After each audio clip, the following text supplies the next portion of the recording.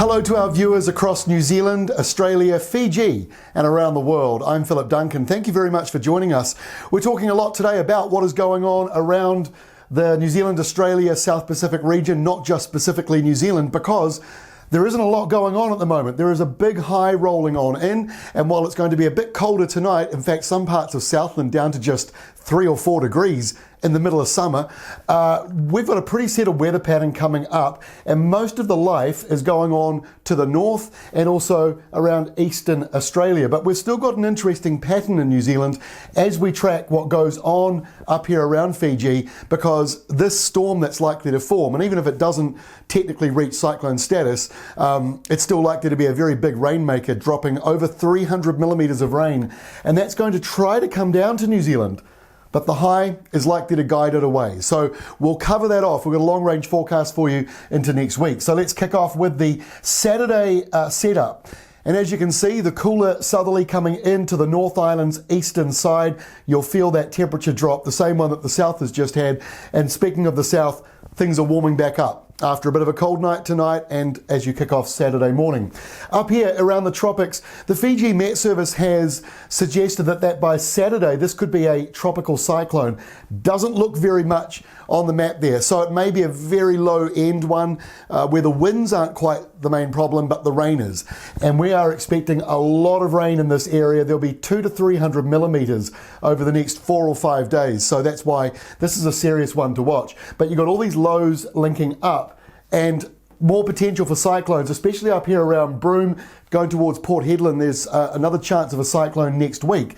So Sunday, you can see that storm deepening. It is just off the coastline. We're estimating there could be well over 200 millimetres of rain on that northwestern corner as well.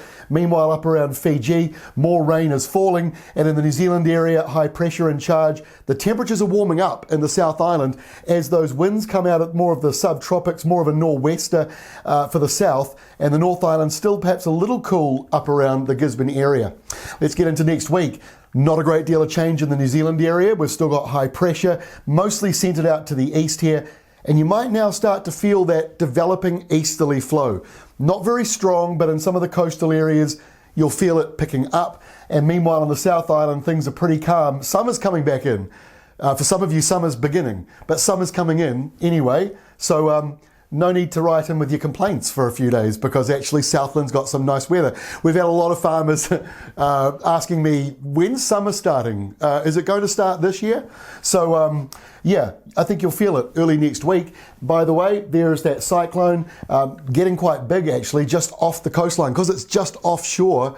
That's why it's going to continue with that energy for such a long amount of time. Tuesday next week, still pretty major, still just offshore.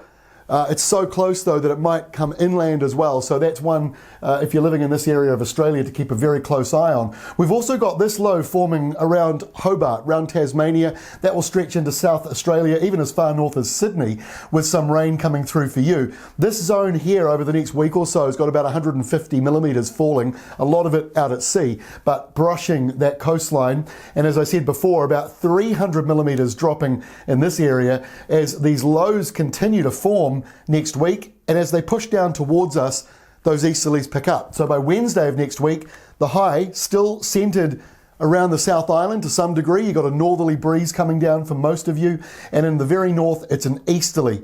So this is the big part, the big question. Where does this low go once it leaves Fiji?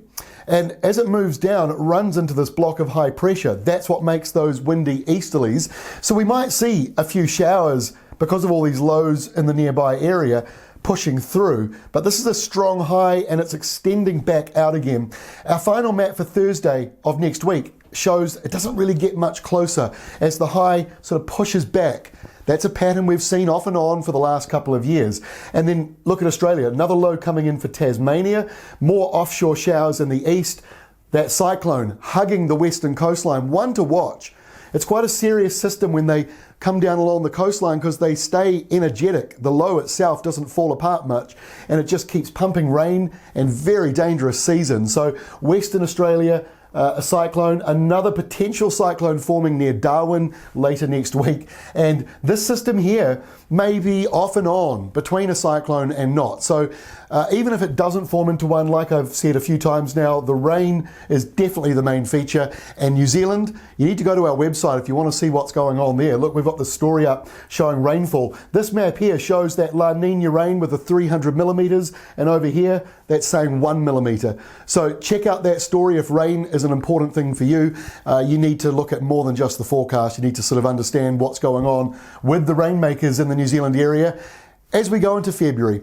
Have a great weekend. It's a long weekend for the top half of the North Island, and I believe Nelson. We're off because we don't have our team with us to produce the videos on Monday. So we'll be back on Tuesday, and we'll see you then.